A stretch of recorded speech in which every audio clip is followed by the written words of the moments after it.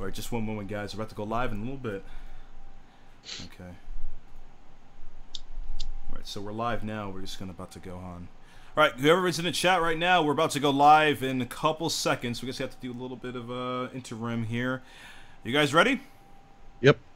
All right, so I'm going to give you the countdown in 5, 4, 3, 2, 1. Welcome, ladies and gentlemen, boys and girls, children of all ages, to another episode of Midnight's Edge After Dark. We are coming to you from various locations, from Shabby Road Studios, from Radioactive Cheese Studios in Wisconsin, from Tampa Bay Rays, Devil Rays Studios in wherever the hell Tom, whatever the hell Beyond is. I don't know. He's from the surface of the moon, from Beyond the Bliz. He's beyond his earth. Yes. Coming to you live from the blue area of the moon. It's Beyond the Bliz. How you doing, Beyond? I'm doing fantastic, guys. I can't wait to get into the topics tonight, especially with Justice League and DCEU pretty much being in shambles, so that should be fun.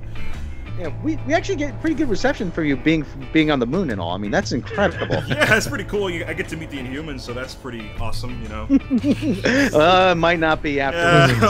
Might not be after that show. You know, I know they're doing a documentary on their own entire planet or whatever, but nevertheless, right.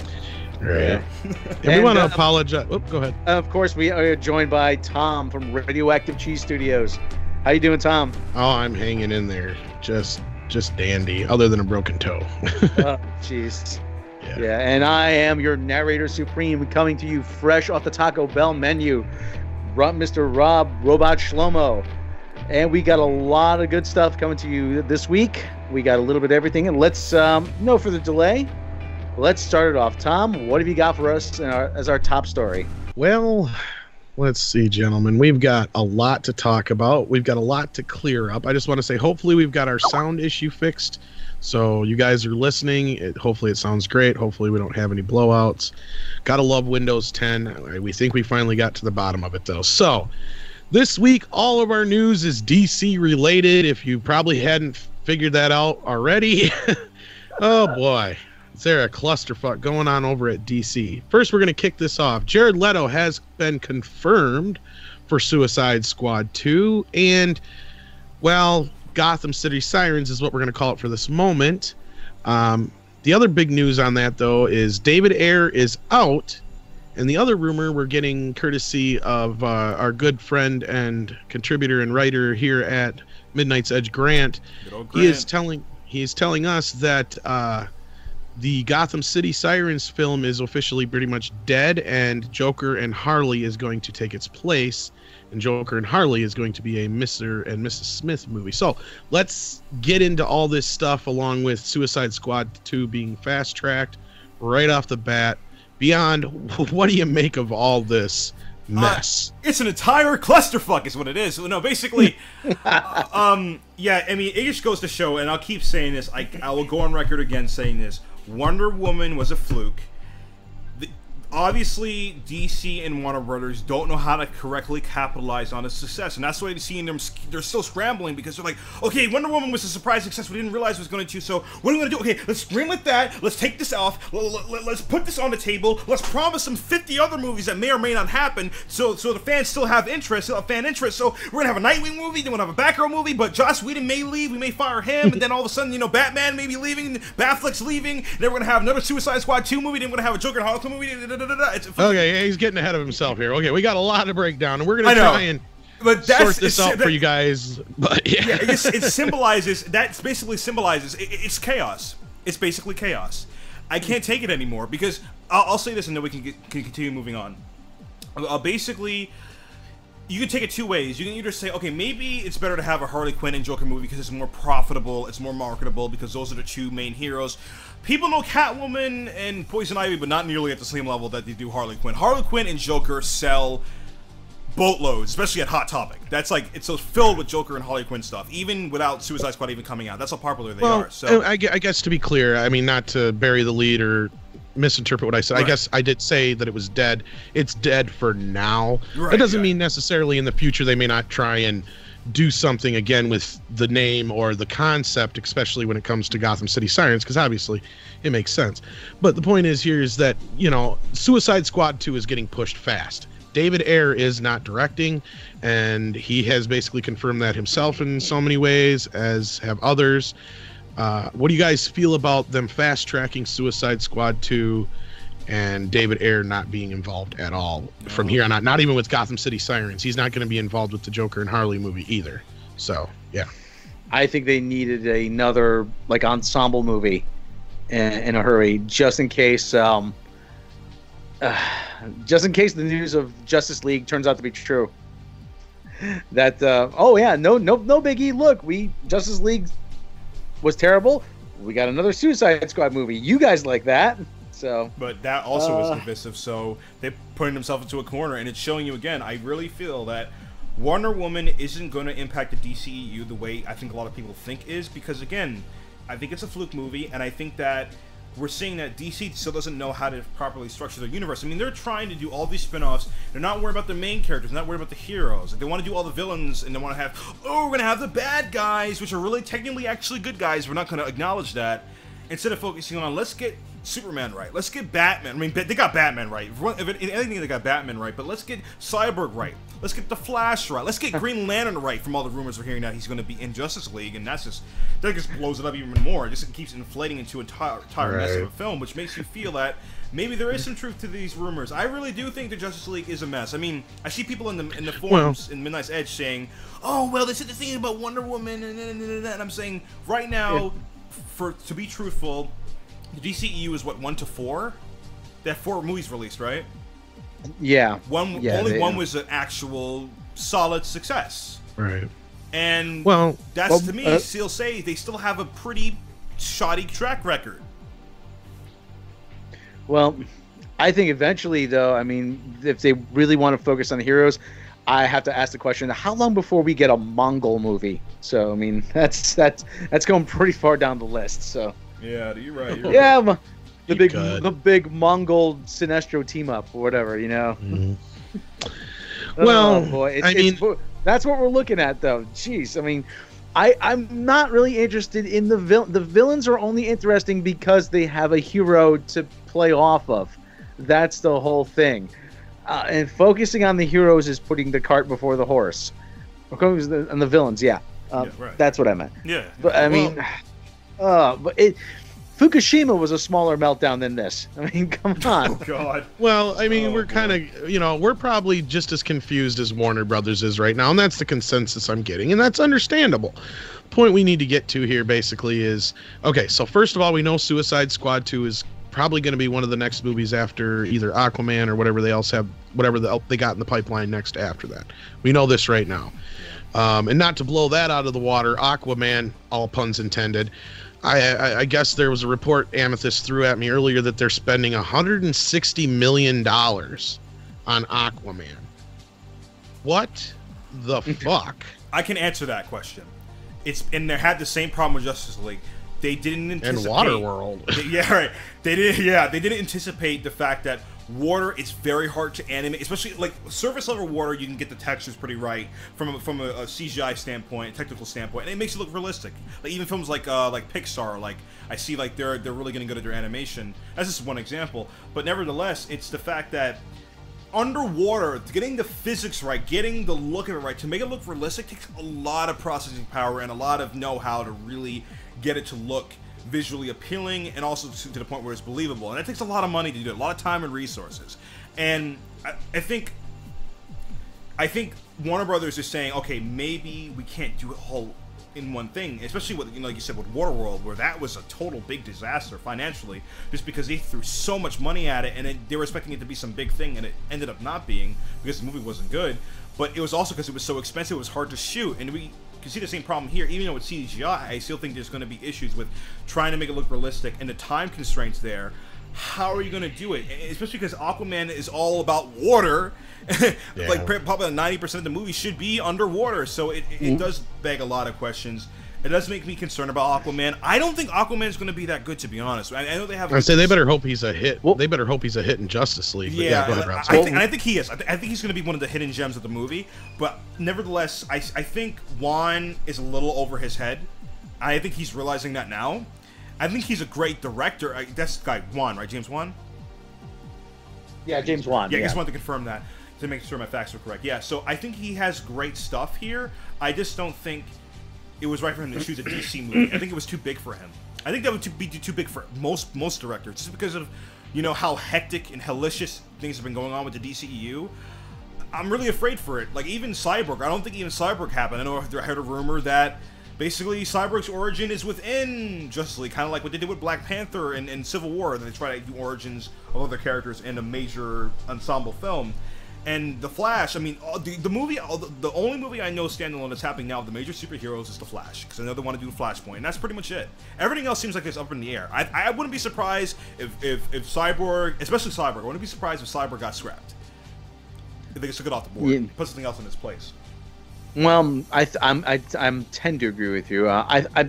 Maybe Green Lantern Corps will probably be the one that'll get derailed. But about Aquaman, though, I was about to say I used to work with a lot of scuba. I used to handle a lot of scuba gear. Scuba gear is not cheap. That's one of the things that could be said. And to shoot underwater, I mean, there is a lot that can go wrong. I mean, and there potentially it is very hazardous. And like I said, building, and if they had to build tanks, that is going to be very expensive too.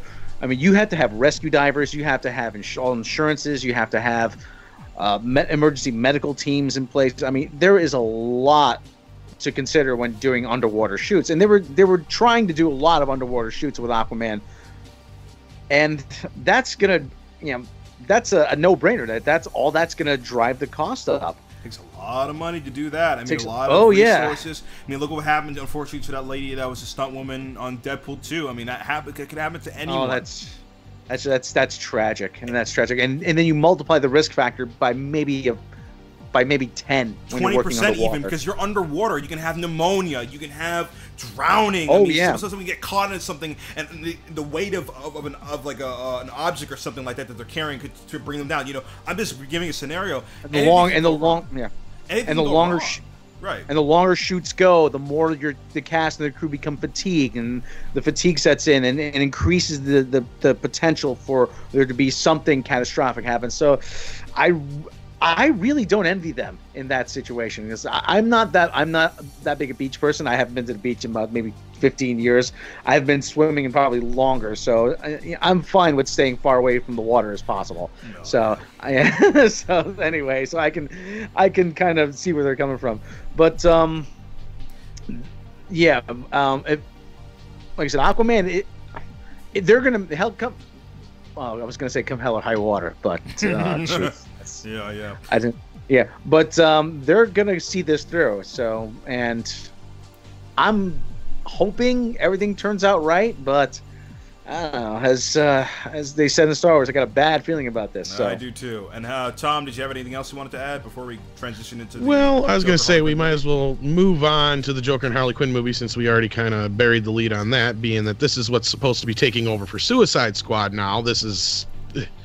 Or I mean, not Suicide Squad. Sorry, excuse me. Gotham City Sirens. Now, the whole deal is okay. So it's going to be Margot Robbie and Jared Leto as Joker and Harley Quinn in basically a Mr. and Mrs. Smith movie.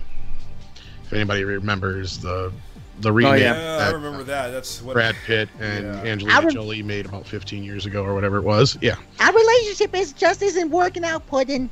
Just like, yeah, I can imagine that. And then they're both like, you know, rampaging at night behind each other's backs. I mean, the only way I think I could see this movie working is if they get a lot of cameos, like more cameos from Batman, from other superheroes and villains, and have it be from their perspective, and have Batman kind of be like a kind of a boogeyman type villain in the movie, from their angle, in their perception, because they see themselves as the good guys, right? That's how all villains see themselves, or at least, you know, that they're okay. But if they were to do something like that, where Batman is their adversary, we're seeing it from their perspective, and kind of show Batman as a boogeyman that he is. I mean, if you think about it, that's what he is. He strikes fear in his enemies. You know, he's his own fear that he had of himself and projects onto the enemies that he faces. And that would be really interesting to see a different side of Batman that we don't see. Because, I mean, from Batman v Superman, we know Batman kills people. He smashes their faces in, blows their freaking brains out on the freaking concrete and the freaking brick walls. So obviously there's a chance we may see that here, and I actually would be for that. I just think because of the context of the fact that everything's being fast-tracked so fast and they want to keep doing all these movies at once, where do you fit a Gotham, not City Sirens, basically dead, but where do you fit a Harley Quinn, Joker, Mr. and Mrs. Smith type of film? Like, I just don't see where it fits into the DCEU cinematic universe as it stands now. Especially, we're not having seen Justice League yet, because we don't know where is the state of the whole entire DCEU in the world that they're building, in the universe they're building after Justice League. Like, is it going to be Flashpoint? Right. Are people going to be dead? Is Batman going to be dead? We don't know, so it's hard to judge now. And that's where we're kind of... Oops, sorry, Rob. I was going to say, there are way too many moving parts to this. There really are. And actually... I want to come back to what Jake Bentley, our guest we had on not that long ago, said about DC Cinematic Universe. And he postulated that there should not be a Joker in this universe, because we've established that the Joker has killed Robin in this universe, right? Pretty much, Batman v Superman right. covered that. And then if we have a universe where Batman kills, then that would be the first guy Batman would have killed. So there should not be a Joker. I mean, he kills Bruce Wayne's adoptive son, so there should not be a Joker. He would already be dead. Like an eye for an eye type thing. He would have just came. Well, and I kind of buy into that whole... I buy into the whole conspiracy theory that Jared Leto's Joker isn't the exact Joker anyway. I think he's actually a former Robin as Joker now. And that kind of they've shot that down, but that's the only really real way for this to work. You have like Jason Todd, in a twisted state of mind, comes back and takes on the mantle of Joker. I mean, but this is, like I said, I mean, they're going in too many different directions with this, and we saw the Matt Reeves story about how Ben Affleck is not going to be. Right, and that comes up later, as does some more Joker news. But go ahead. Sorry. But I mean, and we're just getting way too many parts. I mean, it seems like they're overthinking this, really. Yeah, I think they are. They're not trusting, because they never trusted themselves from the get-go. You can see that the way Batman v Superman especially turned out. They don't trust themselves, and they don't know how to really correctly create a universe, because, you know... Right. It's so... Yeah, no problem. I was just going to say, just to clear it up, this Joker that we're getting in this, like, Joker Harley Quinn, like we said, this is going to be Jared Leto's Joker. Yeah. Jared Leto's Joker will be in Suicide Squad 2. Right. The hot topic Joker, yeah. Yep. Right. The gangster. And where we're getting, and not to get ahead of ourselves, but where we're getting confused and where people are getting confused, and just to kind of clear this up, where this alternate universe comes in now is going to be like with this Joker movie, okay, that we're going to talk about in the next segment here, because that's going to be on its own in a completely different universe, not in the DCEU. People have gotten confused with the Matt Reeves thing, and they did write a retraction in Hollywood Reporter, and I talked to a couple people to get it all cleared up, and also I think Matt Reeves just come out here a little bit ago stating that the Batman movie will be in the DCEU. It just will not adhere to any other stories, meaning it doesn't have to, like, basically I think it's going to be a prequel like Wonder Woman. Or maybe like a Logan movie, if you know what I'm saying? Well, no. What Grant and I kind of concluded, and from what he got from a few people at Heroic Hollywood and a few other things, Grant Davis from Midnight's Edge, who writes a lot of the mini documentaries and stuff, he basically concluded with me that this is going to be the DCEU Batman that we know. It's just going to be a younger actor playing a younger version of the Ben Affleck Batman, and it doesn't have to tie into anything other than the world of Batman. We don't have to worry about Superman being involved, Wonder Woman, any of that shit. And it won't have to set anything else up, and it won't have to adhere to anything. And that's where Matt Reeves wants to come in, just make his own Batman. But he's clarifying now that it's supposed to be in the DCEU, even though that goes a little bit against comments that he had made prior, that he wanted to do his own thing in his own world and not have to be tied down by the DCEU in so many words. There's so much double talk, Tom. And here's the thing I wanted to mention too, is if they're doing a younger actor, you know, undoubtedly they're doing this to kind of weigh, okay, would people accept a new Batman? And if they don't in the movie, they can say, okay, we'll give you Batfleck again, more Batfleck movies. You know, he's not going to be replaced because it was a younger version, so they can have a little loophole to get themselves out. And again, we're getting ahead of ourselves. But basically, okay, so the Joker Harley movie sounds like it's going to be more of a Suicide Squad spinoff. It's taking the place of Gotham City Sirens. Grant and his people seem to believe it's probably going to hit Valentine's Day 2020, which makes complete sense. They really want to get the male-female demographic to really come out because, again, there's so much fandom, especially in the alt community. People love that the Harley Quinn Joker merch. Believe me, they love that. So I think it's pretty smart. Kind of what they did with Deadpool too. I mean, like how that released in February, and this was a huge blowout at the box office because they were able to capitalize on that fandom. You know how many girls I saw dressed as Harley Quinn that one Halloween? Jesus, they were everywhere. I go to conventions, guys, and I see so many Harley Quinns. It's unreal. Like from all different types, all different versions. So it's possible. I say there's a reason why we're getting all these movies. Harley Quinn and Joker probably sell just as much merchandise, if not more, than Batman.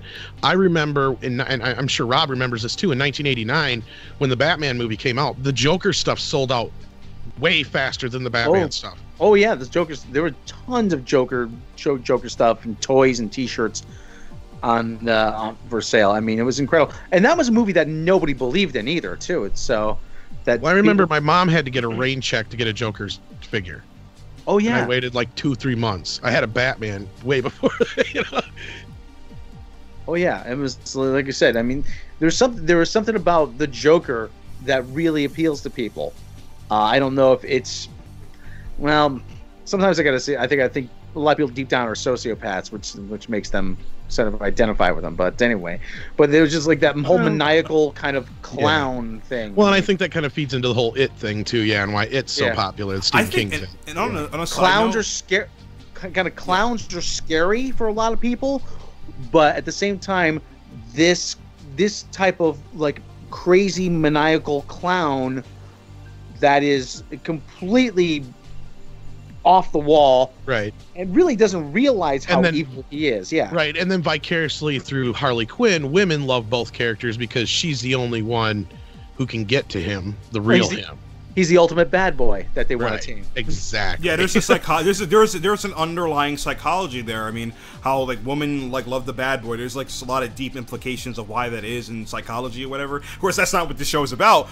But nevertheless, in essence, there's a lot of fandom for Harley Quinn and Joker, and that's why I think that there is a chance that Joker and Harley Quinn movie can at least be successful financially, like Suicide Squad was, for the most part. But yeah, so I don't know if you guys want to go ahead and go to the next subject, talking about the Joker origin. Well, yeah, I was going to say, the Joker Harley Quinn movie, I mean, really, we already kind of have an idea what it's going to be. Harley? Jokey Harley? Jokey Harley. Is that what I said? Holy shit. Yeah. Anyway, okay. Anyway, so moving on to Joker, this is probably the most interesting story of the evening. Todd Phillips is his name, I believe it is, and Martin Scorsese are teaming up on what is to be a Joker origin story. Now, all that sounded great until I said origin story, correct? Yeah. Because this is what I'm going to say right off the goddamn Everything bat. needs to be an origin story. Yeah, keep going. Okay, stop right there. This is one thing, and I don't care if you love the Nolan trilogy or not. One thing he did get right, especially when it came to the Joker, is I loved that the joke is on everything and everybody, and not even the fact that he uses his origin story as a joke. It's a joke because he changes it every fucking time on purpose. I love the mystery. Don't kill the character. Don't kill the character. Hey, clown, talking to me? You talking to me? Yes, I'm talking to you! Who else can I be talking to? He's gonna have a William Dafoe in Spider-Man 1 moment of just him talking to himself in a fucking mirror. Which would actually be kind of hilarious, actually, now that I think about it, because William Dafoe was kind of legendary. Oh, I do love William Dafoe as Green Lantern, though. I will admit that was pretty great. Willem Dafoe was actually, was excellent in that movie. He really was. I mean, you really believe there were two different guys playing that part. It was incredible, yeah. But anyway, like I said, I do not want a Joker origin story. I don't want it either. I don't. I mean, you have the legendary Scorsese, which he did, Goodfellas, and then one of the movies I really love a lot is The Wolf of Wall Street with Leonardo DiCaprio, which I think was fantastic. A little bit long, a little too long. It was kind of got a little dragged out a little bit, but I still loved the movie and I thought it was hilarious and really funny and a really good character study. But at the same time, I can see Scorsese doing a really good Joker movie, but Right. Scorsese has never. Yeah, I was going to say Scorsese has never done a comic book movie, from my knowledge, and it would be kind of. It's a risk. It could work or it could not work. Because how would he approach it? Would he do a Nolan thing where he tries to make it more realistic? You do Red Hood in the vibe of like Goodfellas, basically, or Scarface. Even though Scarface is De Palma, but I'm just saying that's probably what they're going to go for. I could totally picture Scorsese doing like a period piece where it's like in the 70s, and the Joker is this guy, like I said, the Red Hood, but it's that gritty New York / Gotham City that Scorsese loves. Right. That if you younger kids out there, if you've been to Manhattan or New York lately, there wasn't always an M&M store down there, okay? It was actually, there were a lot of adult theaters down there, and it was a really kind of gritty, dirty kind of place, but it was cool at the same time. But I could picture Scorsese doing that as like a Joker origin story. And Grant told us not to overplay Scorsese's involvement in it. He's just the producer. He produces a lot of stuff where he has a company, and basically his company is involved, so his involvement could be basically mostly in name and money. It can be Spielberg, where he's just, he's executive producer, but he doesn't really do jack crap, so... I mean, I could totally see a Goodfellas / Scarface kind of the rise of the Joker, but I don't want to know where he comes from. I like the Red Hood story and all that shit, but... That's one thing where the only thing I don't like about The Killing Joke is that it kind of gives him a history, and frankly that was one thing a lot of people bitched about the 1989 Batman, was connecting the Joker so much with Batman in so many ways and making it basically if you look at the Batman movie, it's a Joker origin story. It's not a Batman origin story. So we've already gotten the Joker origin story. Yeah, the Joker's actually in the movie more than Batman. Yeah. Well, I'll say it's juxtaposed. It's kind of like intertwined together. I mean, I'm one of those people that I wasn't really too angry about the prospects of basically the Joker and Batman being both created at the same time, or at least right. I mean, and at that time it wasn't as cliche, and then it became a cliche because of Batman, because every company started using that for their you bet. Yeah. The same thing with Spider-Man 2002, where everything that was about a coming-of-age hero, like a teenager, we even see it to this day with, like, the recent Power Rangers movies, basically copying Spider-Man. The whole thing, I wake up one day and I have abs now and I can break walls and the kitchen sink comes down and blah blah blah, and the same old trite, repetitive character trope, but nevertheless, Did you guys ever see the DC animated movie Under the Red Hood, or whatever it's called? Years ago I have seen it. Yeah, and I think that's probably what they're going to use a lot of inspiration from. Yeah, but like that story works only because that they do not really they have just like a little blip of a Joker origin, and that's it. They don't beat it to death. The Joker's out there. He killed Rob. What more can you say? I mean, like I said, we go back to this whole thing. There is no better way to make a character uninteresting than to tell his origin story. And the whole reason that is because I think that mirrors the other story where the Joker himself was the very first Red Hood, and that's how he came into power. And I think that's how they'll use that. And they'll get a younger actor to play the part. And of course, this is going to be its own solo thing. It's not going to be related to the other movies at all. It makes you wonder if it's going to be more like Gotham in a sense where we're not going to see a Batman. And that's one thing I always said about the Leto's Joker and Harley Quinn never made sense up against Batman, because their age just doesn't seem to match with, even though Leto is close to Affleck's age, the way they play him is so much younger. And that's the thing, is Batman and Joker are like old rivals. And in most incarnations, Joker is just a little bit older than Batman. So I don't know. Yeah. He's supposed to. I always got that. There's not much. I don't want to say that there's not much separating the Joker from Batman, but they're both on the same, train to crazy town. Just one is a few cars ahead of the other. So that's a way I always kind of looked at it. And if they're not gonna have Mark Hamill, it's pointless. Ooh, Batsy. Yeah. Batsy. Actually, in the Under the Red Hood, John DiMaggio, who also played Bender in Futurama, he does a really good job as the Joker. Such a good voice actor. Guys, I'm making my own planet. Anyway, bite my shiny metal ass. Man, I love that way off rails now. But so this Joker movie could be interesting to see. I don't know too much about Todd Phillips. I know he's going to be the director anyway. We don't know much about any writers or anything like that involved yet. Todd Phillips, he's the big screwdriver magnate. Well, here's the thing, though. He's mostly well known for the Hangover films. He did War Dogs, though, here just recently, and that was an alright film. I can see this being more in that kind of a vein than Hangover, but I mean, I guess you're going to want somebody with a goofy sentimentality because the Joker is a goofy character at heart, in a way. Nothing is serious to him. Everything's a joke. That's what I was kind of saying from the beginning, was like, you know, that's why I love keeping his origin a mystery, because it's a joke to him. To, you know, he just uses it to manipulate his victims. It's just a big old fucking joke, and everything's a joke to the Joker. And I think Nolan got that, and that's something they missed in the Suicide Squad version with Leto. Is just, it was too much edge to that Joker, in a sense that everything didn't seem like it was a joke to him, I guess. I don't know. Yeah. Well, we're going to see the real test now for the DC fanatics, because you know how much they hate jokes in every other movie. I mean, the jokes are supposed to become like rapid fire in a Joker. I would expect them to become rapid fire in a Joker movie, but you don't know which is going to be the one that's going to, you know. But I do think it's you guys, but you know. But I think you were right about it being. I think it's supposed to, from what I remember reading and hearing, I think it's supposed to be a period piece, either set in the 70s or 80s. Yeah, I think it's supposed to be the 80s, which would be interesting because you can do a Scarface thing with it. So that's what I was thinking too. Hey, I mean, that's an idea. I'm just still worried about the DCEU. I mean, I know I made this prediction months ago. Everything is really depending on Justice League, the success or failure of it. So, depending on how it goes with Justice League, is really going to determine the direction they're going to take.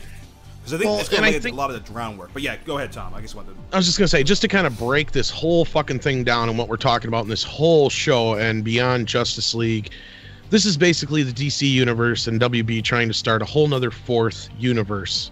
Because we have the TV universe, we have the animated universe, which is already spread out because some of their animated films are connected, some of them aren't. Then you go into the DCEU, or whatever you want to call it, that we have now with Man of Steel, Batman v Superman, and so on. And then now they're trying to jumpstart a whole nother universe, which has its ups and downs. So, okay, what's going to happen here, though, on the downside of it is you're going to fucking confuse the main audience.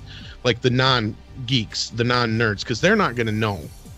The reason that Batman Returns didn't perform as well as it could have was because people thought that was another sequel, or Batman Begins. I'm sorry, did I say Batman Returns? Batman Begins, yeah. I'm way off tonight for some fucking reason, guys. I'm going to apologize. Batman Begins would have been a hell of a lot more successful if more of the general audience didn't think it was attached to the Tim Burton films and the later on Joel Schumacher films, which Batman and Robin, as we all know, kind of killed the whole franchise. And you notice how, I guess to interrupt real quick, interject, you notice how they called the second one The Dark Knight. I think that was kind of to let people know this is not the same thing. This is Nolan's trilogy. This is not a Batman and Robin-esque Schumacher escapade.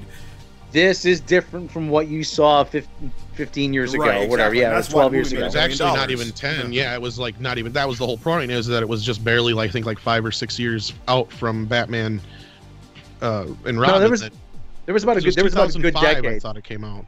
Yeah, it came out 2000. It came out 2005. Yeah, it came out 2005. 97 is when Batman and Robin. Okay, so yeah, Batman and Robin was 97. So yeah, that's the thing. And back then, we never had reboots like that very often, other than 007. And even then, there was that was a huge tonal shift for the whole series. Yeah, I mean that just kind of just wiped the whole slate clean.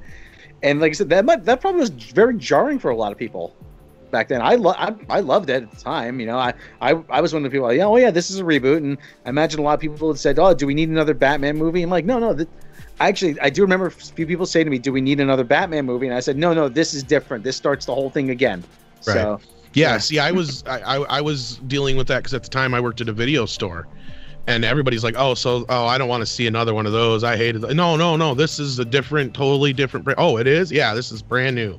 You know, and I explained to them, if you're, you know, this is not related to the Tim Burton, Joel Schumacher movies at all. So that's why there was a big learning gap there for the general audience. That's why I think they tried to with Begins to let people know, okay, this is a origin story of a different iteration of Batman. But I think just the name Batman was so damaged at that point. I think that's why. I think like you said, working in a video store, I think people after the fact were like, oh, maybe that actually is good, and then people more traction came. Dark Knight was such a huge right, hit. exactly. Yeah, because people of the video. Oh, wait a minute, this is amazing, and that's why the movie was such a big success. I mean, not only was it great, but the writing. I mean, of course, Heath Ledger's legendary Joker, the best Joker we ever had.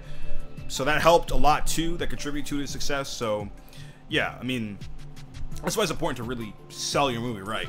What were you gonna say, Rob? Yeah, go ahead. I said, I was about to say about Heath Ledger too. Heath Ledger, there was sort of that morbid fascination about whether or not, he would pull off a Joker, and it was this, it turned out to be one of his most memorable roles posthumously, unfortunately. But well, it's been a while, so I'm gonna ask you guys a controversial question. Do you ask. think he only won the Oscar because he had passed away, or do you think he won it because he deserved it? I think he won it because he deserved it. He deserved it. He definitely deserved it. I mean, there's no there are question. people out there. I think he deserved it, but passing away did help. So. That sealed it. Yeah, there's that way to look at it. So, okay, so I think, frankly, we've kind of gotten to the point where we understand this Joker of all the movies that they've talked about so far probably has the most potential, and we're probably going to watch curiously. Because, okay, none of us really want an origin story, but they haven't really told us what we're getting here yet. We may not, like you said before, Rob, as far as the comics, sometimes they do, depending on which version you're going by, they do kind of gloss over it just a little bit. So maybe it will be a situation where he is already kind of the Joker when we start the film, but this is just, like Beyond and I were saying, kind of a Scarface type movie to where it's his rise to fame. Or his rise to power, however you want to put it. And you can even have the young Matt Reeves Batman in there if they're going to do that. There's a possibility. If they wanted to, but that's that's a perfect segue here, because that's the big question we kind of brought up earlier, is that this new Batman movie that Matt Reeves has been working on for some time, is it or is it not in the DCEU? Is it part of the DC franchise as we know it? And is Ben Affleck involved? And of course, a lot of those questions are unanswered. But what we do have is some conflicting reports from Matt Reeves himself. And we also have what his brother said last week, and just a lot of what we've been hearing in general. So basically, here's what I break it down to, is they're going to get a younger actor who's going to play the same version as Ben Affleck. And we said this before, or I did. And this is going to still be in the DCE universe, but it's going to be a prequel. So it'll be like Wonder Woman, to where it has no real weight on anything going forward. So, and that's basically what I think we're going to get with this Batman movie. What do you guys think? Yeah, I hate to say it's kind of them having their cake and eating it too. They get to reboot Batman again, but not really. So that, oh yeah, we got a new Batman, but it really doesn't count. So, it's still the same Batman, but it's different. So I always say, when Warner Brothers when in doubt, they just keep going right back to Batman. Well, and everything we've talked about today and everything that keeps coming out is so reactionary, and it's like one hand doesn't know what the other hand's doing anymore, it feels like. Okay, they've had to have so many clarifications come out. And just to put this in perspective, Matt Reeves said in an interview, and you can find the audio online real easily, that he stated that, this was going to be a new actor in its own universe, basically. And he kind of almost clarified that it was going to be part of this non-attached extended universe. But then today, he came out along with other people and stating that no, this is going to be part of the DCEU, but it's just going to do its own thing, and it's not going to adhere to all the other stuff, as far as we don't have to worry about it, setting up a bunch of shit, or he's not going to have to worry about the studio supposedly being involved and tell him, oh, you can't do this, or you have to do this, and bring this person in, and so on. That's what we're getting, basically, from what I can understand. Yeah. So, Peter Dinklage is Batman. Let's just go right there. Peter Dinklage. No. Like I said, it just keeps getting to be a bigger and bigger mess. It really does. Get your story straight, guys. Come on. Well, and that's one thing we've noticed from the start, even before we were... I noticed long before I had Beyond on the Film Buffet podcast, and you, Rob, on the Film Buffet podcast, and before we became Midnight's Edge. This is something that's been going on and on and on and on. And Warner Brothers is so reactionary, and it's like they have 17 pots on the stove right now and only 4 burners, and every 2 seconds they're flipping one off on the other because it's like Oprah's back there giving everybody a movie, and we keep making that joke, but it's not almost a joke anymore. It's not a joke because it's like fucking reality. Yeah, I mean, it's crazy because it's like everyone's getting a movie. It's almost like even so people can say, oh, you're just being a hater against Warner Brothers. I mean, I'm kind of starting to have this criticism against Star Wars, which is part of Disney, where I'm like, why do you need to have a Jabba the Hutt movie? There's no need for that. What's next? Again, the joke I made before, like, we're gonna have a trash compactor movie? Like, we're gonna have a Jar Jar movie at that point? I mean, it's like, enough's enough. I mean, Han Solo to me, at that point, Han Solo, if you can't get Han Solo right, which apparently I'm hearing it's very messy, they're already, we'll talk about that later in the roundup segment, one of the actors got cut, is that if you can't get your main flagship heroes right in the Star Wars universe, then how the hell do you expect to get a Jabba the Hutt movie right? I mean, come on. I mean, that's what we're also seeing with this too. And some people brought up in the comments, just to kind of comment on that real quick and not to go too far off track. Now, if they did a Jabba the Hutt movie in kind of like its own anthology form within the movie itself, like all these little stories about people that are involved with Jabba the Hutt, and Jabba's just kind of like the center story, like Pulp Fiction, like he's the Marcellus Wallace of this universe. You know how in the film Pulp Fiction, all the stories revolve around Marcellus Wallace. I did like that. I mean, that could work, but again, I don't know if they're going to do it or not. That's the thing. Until I get a premise, I'm just going to go by face value, and by face value, a Jabba the Hutt movie is utterly absurd. It's laughably absurd, really. One of the things I think the DCEU is suffering from is there still is no singular vision. There is nobody who has taken the reins and said, this is what we're doing, this is how everything fits together. And they say Jeff Loeb, but Jeff Loeb isn't it. No, it's Jeff Johns. I'm sorry, Jeff Johns. Jeff Johns is supposed to be that guy, and he really isn't. I gotta think he just shows up every day, has a cup of coffee, reads the paper in his office. It doesn't seem like he's doing anything. He's just a face. He's just a face. Yeah, where he's the guy for comic book fans to say, look, we hired one of your guys. He's definitely not their Kevin Feige, that's for sure. Oh, yeah, he's out there when, it's premiere time, but where is he out here? Like, if this was going on, just to put it in perspective, I guess, if this was going on over at MCU, and not to put them on a pedestal or anything like that, just because we know, and nobody can really argue with this, if this kind of shit was going down over there right now and all these rumors were flying, Kevin Feige would be out there right away saying, wait a minute, this is what's going on. This is what's going on. That's a rumor. This is bullshit. This is the truth. You know what I mean? Jeff Johns is just kind of twiddling his fucking thumbs going, oh, what do I do? What do I do? If he is even thinking of that, because he's just a face and a yes man. I don't know. Well, not even that. Kevin Feige would not allow things to get to that point, I don't think.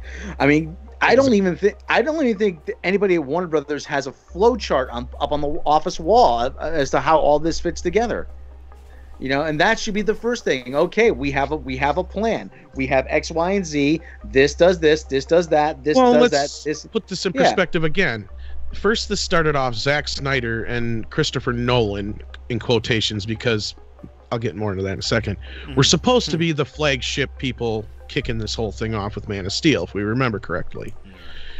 And after Man of Steel, they announced all these great things that were coming, including Batman v Superman, The Flash, Wonder Woman, all this shit.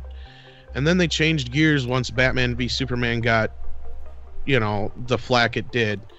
And next thing you know, Suicide Squad's a big fucking mess. And basically, so Warner Brothers, as we know, is very reactionary. So they scrambled, and I think either Grant or who the hell was it said it? Anyway, somebody said something about just basically how reactionary Warner Brothers is, and how this whole thing has just basically been a clusterfuck from the start, because until Wonder Woman came out, basically what I'm getting to is they were basically planning on rebooting this whole fucking thing. Oh, you could tell they were. I mean, I felt that what they were planning to do is that they wanted to do a Flashpoint and just do that as a reboot. I still think they're still going to do it, because I still think they're slowly realizing 3 fucking endings for Justice League, guys. Right, yeah. 3. Yeah, that's what I've heard too. Like, they keep restructuring it. Apparently, I think Zack Snyder was going to be a cliffhanger, which I kind of understand that it makes sense that they can have the standalone movie kind of resolve that, but... Well, right, because the original plan was to do 2 Justice League films. Everybody knows this.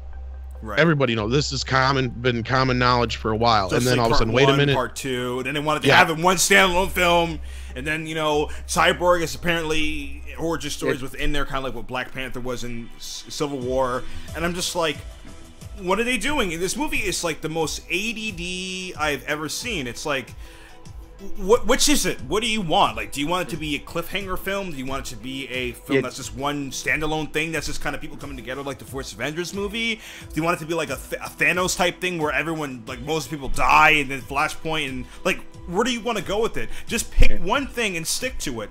DCEU obviously can't do that. Yeah, Justice League 2. Yeah, Justice League 2 was supposed to lead into Cyborg and Green Lantern Corps. Which would make sense, Yeah, those were the two last two, and somewhere wedged between those was supposed to be a Shazam movie, but who knows if that's supposed to be. And I can tease this a little bit. I think Andre won't get upset. He is working. I talked to him earlier today, and he said he's working on, I believe, either an editorial or a mini documentary about all this lovely DC news.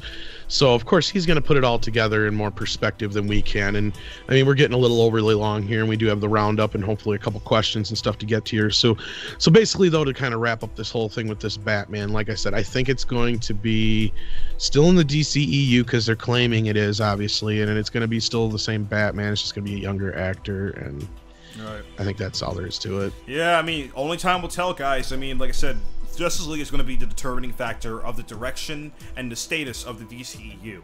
If Justice League does well, they have a chance. If it doesn't, that's really going to set them back big time. It's going to basically make as if Wonder Woman never happened, just because. And you can't. Yeah, go ahead. I was going to say, and you can't think they're not worried right now, because not only has Thor been tracking better online than Justice League, those two movies open up 2 weeks apart. I think Ragnarok's going to take it. I mean, just. I don't want to get too sidetracked because we have the roundup to get to, then a viewer questions, but just to make it brief, I really think Thor, what Taika Waititi is doing with it, he's basically soft rebooting Thor and saying that we're going to give you a Jack Kirby Thor and something that you should have gotten since the first one. Not a Shakespearean, everything used to be all descriptive and science and magic are the same thing. No, I want zany magic and Thor going around with Hulk and beating people up and the lightning everywhere, and that's what we're getting with this. And I absolutely love it in the colors. And if you can look at the MCU, how everything is becoming more colorful, not kid-like, just more vibrant and more comic book feeling. And that's what I like about it. And unfortunately, I'm not seeing that with the DCEU. Again, it doesn't have to be the same thing. It could be its own thing. It could be dark and still great. It's not really doing that. And it seems like they're like, well, we want to reshoot it so it can be lighter. Well, look what happened to Suicide Squad when they tried to make it more lighter. You had an incohesive story. And I really think the only chance that the DCEU has is hopefully getting a good Batman movie right. Because if they get a good Batman movie right, they can try to see if they can soft reboot it. And I think that's why they keep tiptoeing around the idea of it not being part of the DCEU. Because if Batman does well, they're going to say, you know what, screw it. Let's just reboot the whole thing, recast everybody. Batman's going to be the first movie of the new trilogy, of the new DC cinematic universe. And just screw the Snyderverse. Because at this point, the Snyderverse, up to this point, has been a disaster. Wonder Woman notwithstanding, whatever your opinion is on it. But, again, for the most part, it's been an utter disaster, but that's just how I feel about it. The lesson here is pick something and commit to it. Yeah, that's really the lesson here. Well, they're going to confuse the audience. Things, just pick. Yeah. So, that's the lesson here, guys. That is the lesson. All right. Yeah. So anyway, you guys ready for the roundup? I think we're ready for the roundup. We are indeed. Yeehaw! Yeehaw! Ladies and gentlemen, time once again for the roundup. Here's the graphics, because we're working on delay. It should be good. And we're live here, people, so just work with us. We have some casting news. Apparently, there's going to be a Teen Titans live-action series, and we have a bit of casting news. 24's Anna Diop, I hope I'm pronouncing that correctly, has been cast as Starfire in the live-action version of Teen Titans. And Australian actress Tegan Croft has been cast as Raven. So, and Anna Diop, very attractive young lady. was in the recent reboot of 24, and they say she's going to be a strong, powerful female. I'm like, okay. Well, I It's kind of like. 2017. Everyone wants to capitalize on the hype, so they're going to say that. But yeah, I like the Cartoon Network version of Starfire. That kind of cute, kind of, Okay, I'm just gonna say this right now. girlfriend. I'm a massive fan of the Teen I was Titans gonna original. say, yeah. But here's the thing. Teen Titans was one of those shows that it really showed how you can do characters right from a diverse standpoint. From you have female characters, male characters, and they all came together and they were a team. And one of the things I love about it was every character had their own unique design, origin story. Like basically what they did was each season highlighted one character. Each season revolved around one specific character's arc. And I like the fact that you really got to get a feel for the characters and you got to really have a chance to really grow with them. And with this new series, the casting is it's okay so far. I mean, I think they're going for more of the recent Justice League Judas Contract type one where Starfire is older and Robin is older. I'm probably going to assume he is. And then Raven and Beast Boy and possibly, I don't know about Cyborg, are going to be younger.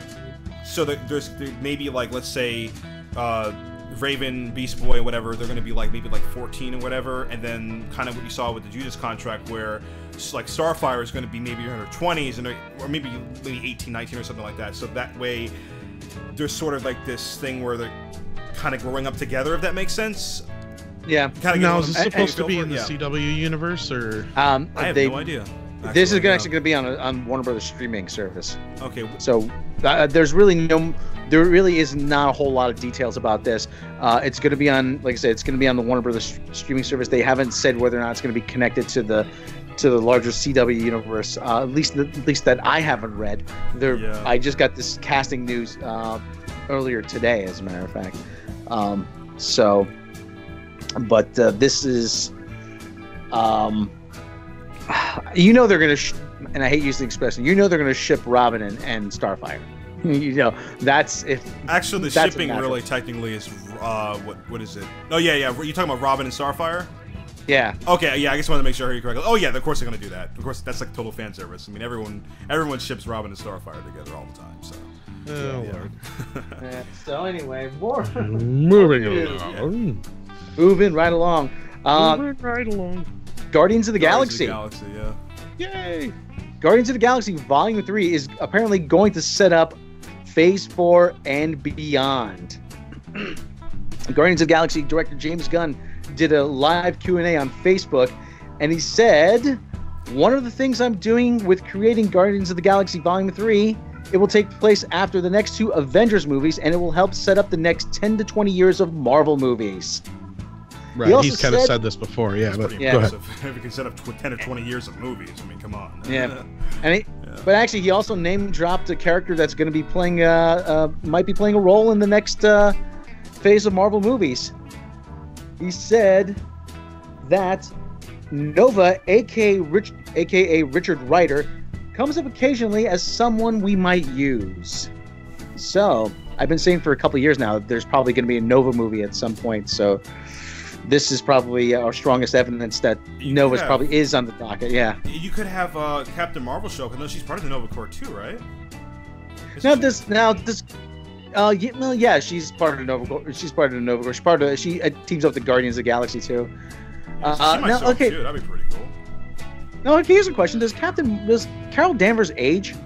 Because they never really said. I mean, because if the movie's gonna take place in the '90s, does that mean has something happened to her with the Kree DNA that she ages slower? I think it's the Wonder Woman effect where she's not going to age. She's kind of the same power set where she's or someone like Superman where she's so powerful, aging kind of is significantly slowed down in relation to the normal human life expectancy. So I think most likely she's going to look the same. And that can give a lot of flexibility with the character because, again, you can jump back into the 90s, come to the present, and she's still the same actress. I think that's what they're going to do with her. I'm pretty sure. Right. Well, Brie Larson's hot, so. Yeah.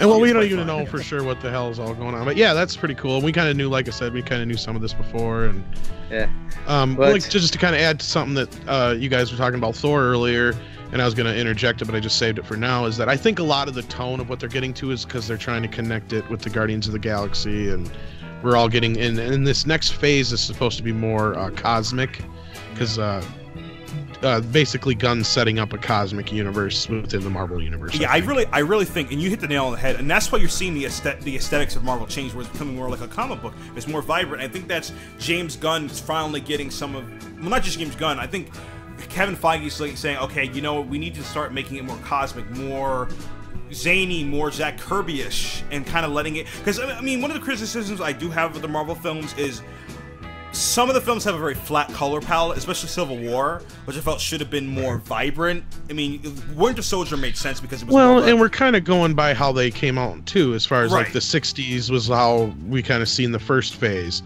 and up till now, and then we're kind of getting into that late 60s, early 70s phase of, you know what I mean? Kind of like the early 60s being sort of like almost the black and white era. You know, and then as we move into the later 60s, sort of the more colorful psychedelic era, Summer of Love era, you know. Right. So, you're seeing that reflect, especially in Guardians of the Galaxy 2. We saw that reflected a lot. I mean, the world building they did with the movie. I mean, it looked gorgeous, especially when they're on the Ego planet. My God, I mean, seeing that in IMAX was a spectacle. I thought it looked fantastic. But anyway, do you guys ever do? Yeah, there was a little bit more Guardians news. Yeah. Also in the live Q&A, James Gunn, he also said that David Bowie people were contacted as far as a cameo in Guardians 3. James Gunn said he had spoken to David Bowie's representatives about potential cameo in Guardians of the Galaxy Volume 2. God, that would have been so cool. Yeah. That's sad. But unfortunately, he was going to play one of the Ravagers, but unfortunately, he was very ill at the time. He was also Michelle Yeoh was going to make a cameo in that. Right along, was going to be Bowie, Michelle Yeoh, and Sylvester Stallone as cameos. But unfortunately, Michelle Yeoh. But unfortunately, the late singer could not, due to his declining health, could not appear in the film. So I'm a big fan of David Bowie. He would have fit right in. Oh yeah, he would have fit the Starman. You know, Major Tom, the Starman. And way up in the sky, he liked to come and see us. Okay, anymore, I'm going to pay a royalty. I was going to say, now you got to stop. Copyright strike with that. No, but I think we get 3 lines. Yeah, that's it.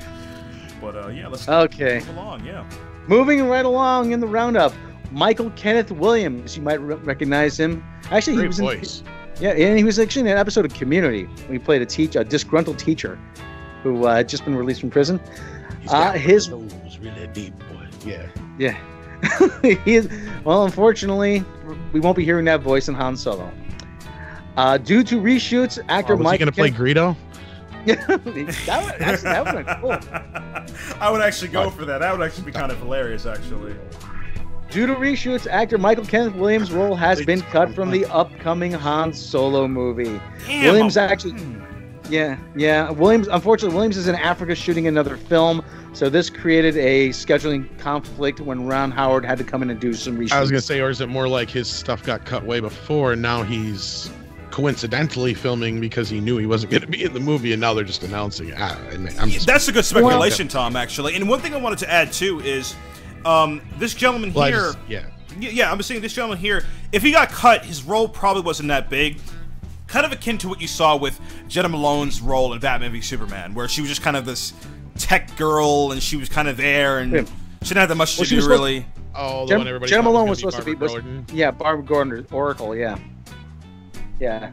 Oh, but really? So anyway, Michael Kenneth Williams has a great role in Community, where there's a scene where he's in front of the class. Been in prison for like 5 years. He goes, "Let me ask you, what happened to Legos? You just have regular Legos. Now you got Star Wars Legos, you got Lord of the Rings Legos, you got Jurassic Park Legos. There are way too many damn Legos." So, I love Community. But anyway. I heard it was good. I should check it out. Yeah, Community's good. If you're out there, if anybody out there hasn't seen Community, just watch Community. It's really good. Only thing I heard, Rob, this is Jump the Shark. I heard it jumped the shark at one point. Like, it started getting bad. Yeah. It did jump the shark after season 3. Season 4 isn't very good because they fired Dan Harmon. Okay. But anyway. Okay, yeah, moving on, yeah. Moving right along, Robert Downey Jr. He says to avoid online impersonators looking for cash. Iron Man actor Robert Downey Jr. said on Twitter that if you come across someone online claiming to be him asking for money for charity, it's a scam. I will never communicate via private chat platforms, and I will never ask individual fans for money for any reason, he said. He also says that all communication will take place on verified social media pages, and fundraising will take the form of broad public fundraising campaigns. I'm not even sure if that's him in the picture there. That looks like James Gunn with a fake mustache and glasses. You know, they kind of look a little kind of, like, doesn't it? Well, a little bit with the like if you took out the facial hair, got rid of the mustache, and just had the same hair. Yeah, it I kind of never looks a little bit noticed like that him. until that picture. Yeah, but no, yeah, that's crazy. I can't believe people would try and do shit like that, but they do. So, Well, yeah. my first thought when I read this is, damn, they're on to me. Well, people always first of all, impersonate celebrities, though. We just got to say to anybody out there, obviously, you probably realize this, but if you're going to donate to any kind of charity, go to the charity themselves and do your own donating. And if anybody calls you and says, well, would you like to do this? Say, I already do it on my own accord. Thanks for asking, blah, blah, blah. Do not go through a professional fundraiser. A very small percentage of the money that they raise actually goes to the charity. Please just donate to whatever charity you have, whatever's your favorite charity, just donate to them directly. Yep, and that's all you need to tell them. So, all right, moving on. Moving on. James Cameron news. He's not happy. And he's not happy about Wonder Woman. Wonder Woman, no. No, not at all. But no, go ahead. James Cameron says that Wonder Woman is a step backwards. He said, actually, this was in Variety. Actually, several outlets reported this. All of the self-congratulatory back patting Hollywood's been doing over Wonder Woman has been so misguided. She's an objectified icon. And it's just male Hollywood doing the same old thing. I'm not saying I didn't like the movie, but to me, it's a step backward. Well, he's not totally wrong. But the problem with James Cameron is he hasn't really been, I don't know, I think he's been out of his mind since about 1996, 1997, ever since True Lies. After that. Yeah. I mean, I think he should really join the UN because it seems like no one doesn't seem to want to make up their goddamn mind about everything. I mean, the whole thing with the armpit gate, and then they're saying that they removed Wonder Woman because of some, I forgot the ridiculous, bogus, asinine reason why or whatever, but I know the UN took her off. Is that correct? If I remember that correctly? Yeah, because certain countries have a problem because she's so scantily clad. Oh, shit. Well, and James Cameron... Oh, my God. Okay, and just to give some perspective here, as I always try and do, James Cameron does have, I guess, a little bit to say about this, considering he made the quintessential 80s action heroine. And if anybody was going to direct a 80s version of Wonder Woman, who do you think they would have fucking went to? Well, yeah, James Cameron. Right. And we would have probably had Linda Hamilton or Sigourney Weaver as Wonder Woman, you know? So, I mean, so yeah, he does have kind of a place to say it, but like I said, I mean, I get half of what he's saying, but the other half of it is just like, huh? I don't know. To be honest, I think it's complete BS across the board. I mean, it's just, I mean, it's like, it feels like people just go on these trashing campaigns just to get the press. I mean, look what Luc Besson tried to do with Captain America. The same thing. I mean, a little differently with different context, but it's still the same thing of just bashing a superhero just to get the headlines. I mean, saying, "Oh, well, Captain America, he's propaganda." I'm like, no, he's not. He's we never do such a thing in France. We never have a character Captain France. I don't understand you. Why? And you cannot see me because I'm pretending to smoke a cigarette at the moment. You know, being all French. You know. It's Captain America. He's stupid. He's Captain America. What are you doing? Hey, and then he comes up to the mic. He's a fucking fascist. Right. And then he comes to the mic and says, don't worry about my film bombing. That has nothing to do with this. You know, because basically that's what I feel like he did. Where in Luc Besson's case, he's like, my film's bombing, so let me start trashing other films so I can at least get some press for it. So and there could be a little bit of jealousy there. It's salt, like I said, of course, there's salt there. Cameron has been well known in the past for being, pro, feminine hero, and creating some of the most memorable of the last, 2 or so decades prior to anything before Titanic. But I I can picture James Cameron's like, hey, what the hell's going on? I started the big block. This is my territory. You know, it's kind of this feeling of. Right, and one could even argue that Jamie Lee Curtis was actually kind of the action hero in True Lies too, in a point. Yeah, you're right. Yeah, she was actually, she kind of didn't, in a different sort of way. She was actually had to rise to the occasion, and become. Right. It's her arc more so than Schwarzenegger. Schwarzenegger's kind of the catalyst, but yeah. I do. I still like. Who knew Tom Arnold could act so well? Really?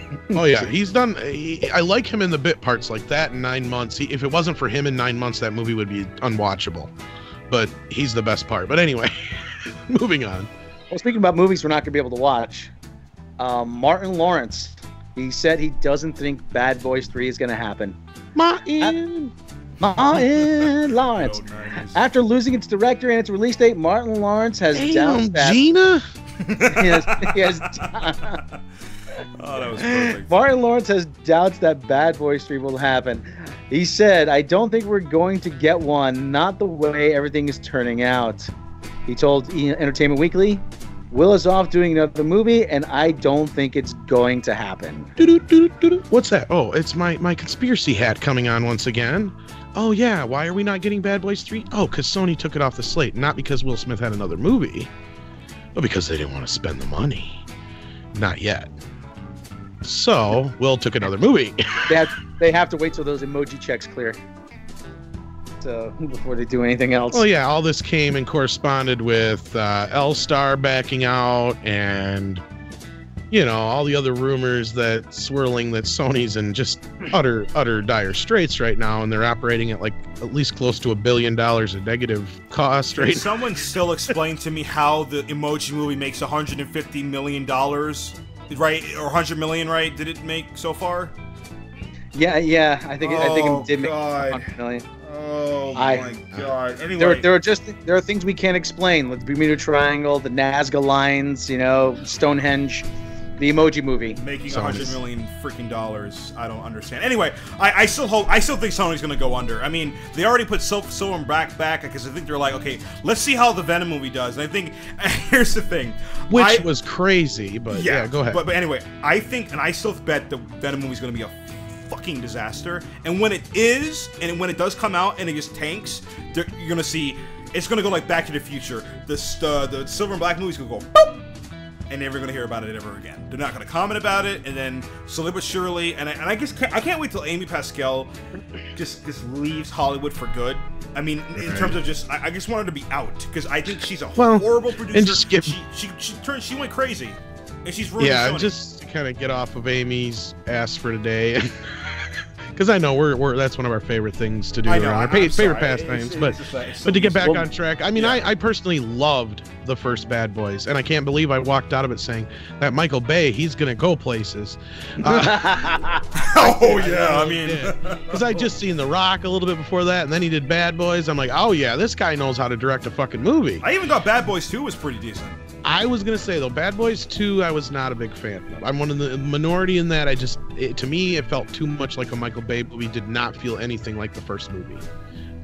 It almost kind of, it just didn't feel like the same universe to me, and I just didn't enjoy it very much. I was hopeful for a third film, and especially with a different director attached, maybe they'd take it back more to the first film, which kind of sounded like that was kind of the plan, was to kind of, the whole point of the film was going to be them not being boys anymore, but grown adult men. I'm sure they were going to play up Martin. Yeah. I'm sure Martin Lawrence is going to become a grandfather, and I'm sure they were going to play in Will Smith probably got married in the interim, and he's going to probably be a father. So I'm sure it's about them growing up and all that shit. But if the movie doesn't happen, I'm sure this script will surface online, because the script is supposed to be really good according to a couple sources. But it'll happen if Sony sells Columbia TriStar in the near future. Whoever picks them up, it'll be one of the first things to get fast-tracked, especially if they got Will Smith still involved in some way. But like I said before, I can't imagine what went down to where they took so many years to get Will Smith back on board for them to go, we're just going to push this off.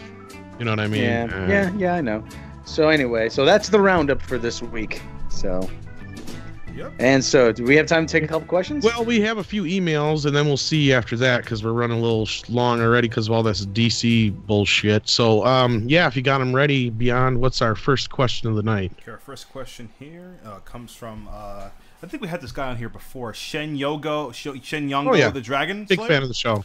That guy, yeah, that guy's hysterical. Yeah. Shen Yongo, the Dragon Slayer. Okay, I want to make sure I say that correctly. So, his question is as follows. Do you think the upcoming It remake will be a huge hit? It already has been hotly anticipated and it is estimated to open up with at least 50 million. Also, apparently, it was one of the reasons that IMAX has shortened Inhumans' IMAX run, as they see more of an audience with it than Inhumans. Not surprising, though. I think you just hit the nail on the head there, Shin Yongo, especially with the Inhumans, and I really feel that. Right. I think the Inhumans is going to be a goddamn disaster. Yeah, I mean, think, oh god, I mean. Well, yeah, just beyond that, I think Stephen King's It, I think, is going to do at least 50 to 60, if not more, its opening weekend. I think it's going to be a smash hit. It has that, like, the same thing we talk about the Joker, where people love to get scared, or people love clowns. Like, people love that stuff. They eat it up, and I think it has a real chance. If it is good, it has a real chance of doing very well at the box office and really have a real strong hold, because when is it coming out? I forgot the release date of it. September. I think September 8th. Yeah. I wouldn't be surprised if it's a great film. Let me check real quick. Actually, it 20, because I want to make sure. Well, and as a huge fan of the original television miniseries, September 8th. I hope they don't remake the miniseries, and that's what unfortunately a lot of the previews are. I hope they kind of adhere more to the book. I've been hearing a few stories about a few things that have already been cut out. It'll be interesting to see. We already know that this is supposed to be at least a two-parter, so yeah, I would have hoped more for an It miniseries is what I was hoping for, like a Netflix series, because Stranger Things made me feel like, okay, now they could do It justice. And then when I heard this movie was coming out, I'm like, no! Well, so there's still a chance they can still do it. I mean, even if it sucks, it can easily just say, okay, you know what, we'll just have a Stranger Thing-esque type of TV show and just running like that pretty quickly. But I will say this, though, especially with his main core of Shin Yongo's question is, do you think it will be a huge hit? I think there's a chance, again, if it's good, if it's great, critically and audience-wise, yeah, I think it's easily going to do well. And I will make this prediction. If it's great, I can see it doing... I can see it having a Get Out style hold, where it just kind of holds and holds, even up to Halloween, where people are just going back and seeing it over and over again because Halloween, and people are like, oh, this is a great movie to just take your bunch of your friends together. Well, I agree with Fat Marvin in the chat. He says that he hates the new look for Pennywise, so do I. And here's the other thing, and here's why I think they're going to be taking more from the movie. Okay. In the original book, Pennywise isn't actually in the form of the clown in the book that often. It's more referred to than it's actually seen. But in the Jaws effect, then, right? Right, but then like in the movie, well, just because it was in the movie, he takes all in the book he takes all kinds of different forms. But in the movie, it was a lot easier to show him as the clown first off, or to kind of do that Freddy Krueger thing where it was generally an extension of that kind of in a way, to where you kind of still knew it was it, as to where in the book that was the whole thing, and that's where he fits in with all the other books in the series, is that he's this entity and he can take pretty much any form he wants and all that kind of shit. Yeah. But anyway. The guy actually, one quick down. The guy who's directing it is actually slated to direct the Robotech movie. So, and Sony has the rights to Robotech. So let's not hope they go bankrupt just yet. So. Silverhawks. Yes, I just said it, so I could do that. But anyway. Yeah, let's go on to the next viewer question. Next question. We have here from Pierce Pierce Hake. If you're watching we are horrible with names, guys, if you haven't figured that out already. People have different regions from Europe, from all across the world, so I know pronunciation changes depending on the region, so I apologize for mispronouncing your name. But anyway, so... here's the thing around here, just to interject real quick. The only one of us who could speak the best English is the guy who isn't even from America. Yeah, that's true. That's true. All the way from Norway. Anyway, so the question is as follows. Dear Midnight's Edge, I enjoy your podcast. We all thank you for that. I have grown disillusioned with films because they are all seem to be cash grabs without any morality or message, apart from the pursuit, revenge, or selling shit. I do not need. In my view, films, and especially superhero films, but also the latest iteration of Star Trek, have betrayed their source material. Please do a show or at least a segment on this topic. In the meantime, I shall be reading. Well, that's not really a question, Pierce. So, well, yeah, but I figured we could cover it real quick. And since we got our resident Trek expert here, yeah, thank you. I can't even talk anymore. I kind of see where this person is coming from, though. Like, who's I actually been asked to be on the Red Shirt podcast, has he not? Yes, I'm going to be on the Red Shirt podcast. We're going to be recording that in about 2 weeks. A week from, actually, Sunday the 3rd. I'm recording that. Is that your channel, Rob? It's no. These guys, the Red Shirts, Red Shirts Always Die. That's the name of their their site, their Twitter fan. Yeah, they asked me to be on, and yeah, and so I said yes, and that's how that worked out. But so I'll have more information for you guys about that. We're gonna be doing this whole discovery thing. But, yeah. So just to kind of break down this question, the reason I kind of brought this up here is this is kind of like what we do here at Midnight's Edge in general, in a way. So of course you're going to see a lot more mini documentaries and editorials and stuff on the main channel, and we'll talk about a lot of stuff all the time on this channel. And we plan on having a lot more specials coming up here in the future that'll specialize in certain specific areas, not just random stuff like we do on the live show. But as far as Trek goes, go ahead, Rob. Yeah. Well, about what Pierce says, it wasn't really up until maybe the 70s that merchandising started to be tied into a lot of movies, because that's when Star you had Wars, Star Trek, you had the superheroes, and you had Planet of the Apes until Star Wars came along. Can't forget about that. And Jaws and Star Wars really kind of just blew that out of the water. Lucas really brought it into the mainstream, saying we can make the profit out of this big bank. And then all the studios follow suit. There was merchandise for Star Trek, the original series, but that sort of came afterwards. But it was like the Mego figures and lunchboxes and transporter toys. And some of that was probably even more connected with the animated series too, probably perhaps. Some of that was connected with the animated series, but I do remember when I was a kid there being Star Trek conventions being advertised on Channel 11. Here in the New York area, come and meet DeForest Kelly. We have all sorts of merchandise on sale, Spock ears, and that kind of stuff. And like I said, it wasn't until 1977 when the merchandising really took off, because up until then, there wasn't a whole lot of movie merchandise, and Fox just gave George Lucas the merch. He goes, "Here, you want the merchandise licensing? Go ahead, take it." They didn't think anything of it. He goes, he'll sell a couple of T-shirts, and that's it. Right. Who knew there was going to be toys?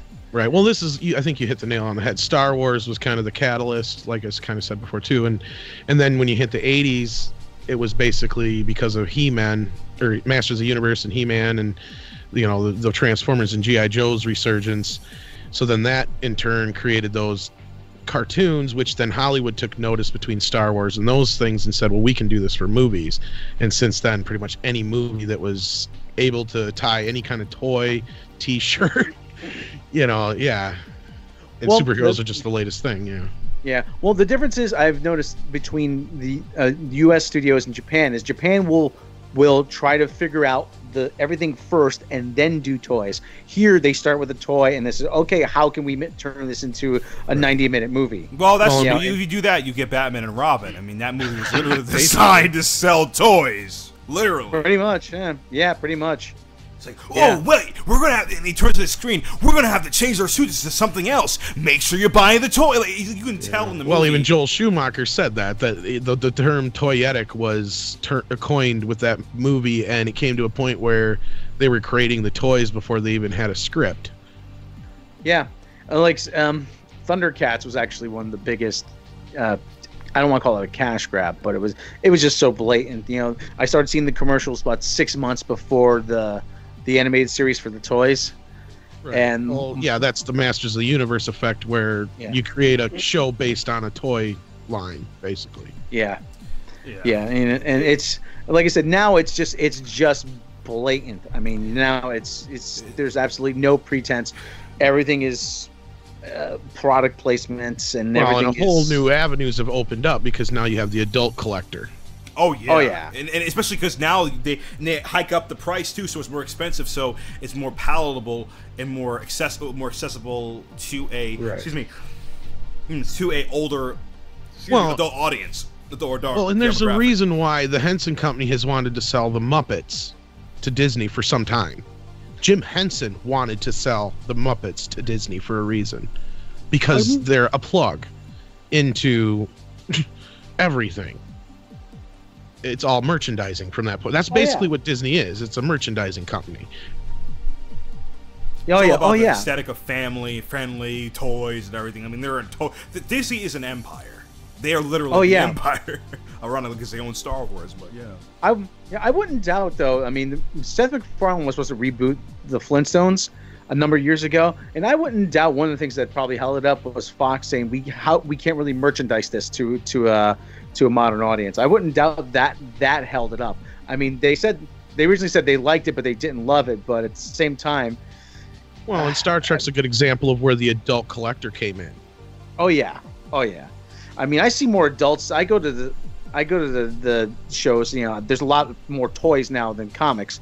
Sometimes it's 50-50, but I see more adults in there than kids. I mean, sometimes you have adults with their kids, but you know, the adults, they're looking for their old He-Mans or whatever. But I mean, there was some for Star Wars, don't get me wrong. But I mean, even like you said, Trek was first, and they even started conventions first.